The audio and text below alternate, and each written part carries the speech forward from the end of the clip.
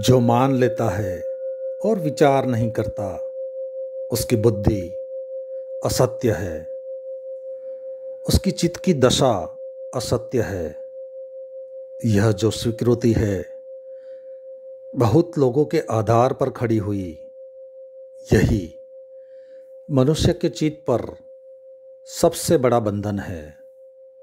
और जिस व्यक्ति को सत्य की खोज में निकलना हो, उसे मान्यता के, बिलीफ के, विश्वास के सारे बंधन तोड़ देने पड़ते हैं।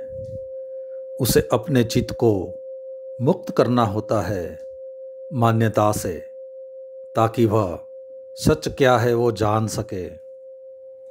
जो मानता है वह जानने से वंचित रह जाता है और दूसरे पर विश्वास कर लेता है। उसकी खुद की खोज वहीं पर समाप्त हो जाती है। और जो इस भांति स्वीकार करता है, वह तो मेरे हिसाब से अंधा ही है। और अंधे के लिए सत्य का दर्शन असंभव है। आंखें चाहिए विचार करने वाली, खोजने वाली, सोचने वाली, चिंतन करने वाली, स्वतंत्र और निष्पक्ष बुद्धि चाहिए। विश्वासी की बुद्धि निष्पक्ष नहीं होती। विश्वासी की बुद्धि पक्षपातग्रस्त होती है, बिल्कुल प्रेजुडाइज वाली होती है। और जो पक्षपात से भरा है, वह कभी निष्पक्ष होकर सोच नहीं पाता। और जो निष्पक्ष होकर नहीं सोच पाता है, वह कैसे उपलब्ध हो पाएगा उसे जो कि सत्य है। यह सवाल नहीं है कि कितने वर्षों से कोई बात दोहराई जा रही है। हजारों ऐसी मूर्ताएं हैं जिनका इतिहास हजारों वर्ष पुराना भी है। जमीन को हजारों वर्षों तक गोल नहीं माना जाता था, उसे चपटी माना जाता था।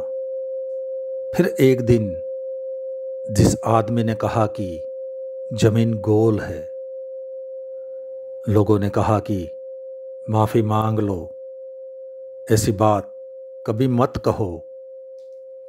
हजारों वर्षों से जो बात मानी जा रही है, वह सच है। उस आदमी को मजबूर किया अदालत में ले जाकर कि तुम माफ़ी मांग लो, नहीं तो फांसी लगा देंगे। वह बेचारा बूढ़ा आदमी था जिसने यह बात कही थी। 70 साल के ऊपर उसकी उम्र हो गई थी। उसे एक गांव से घसीटकर राजधानी तक ले जाया गया था।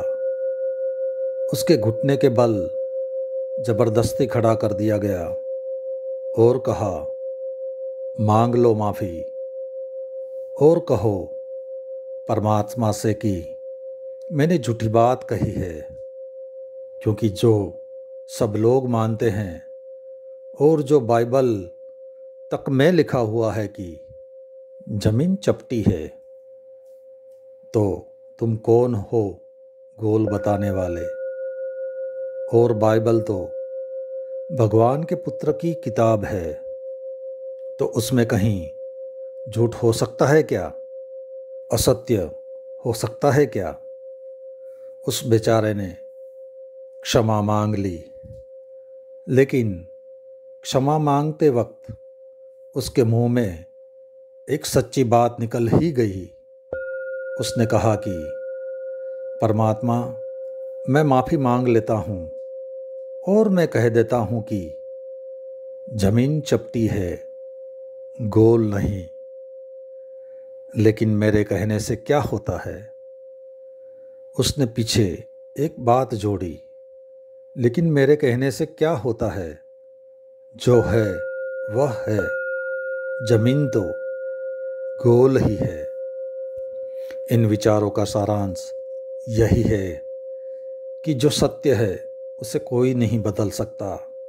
बस आज इतना ही, बाकी अगले अध्याय में।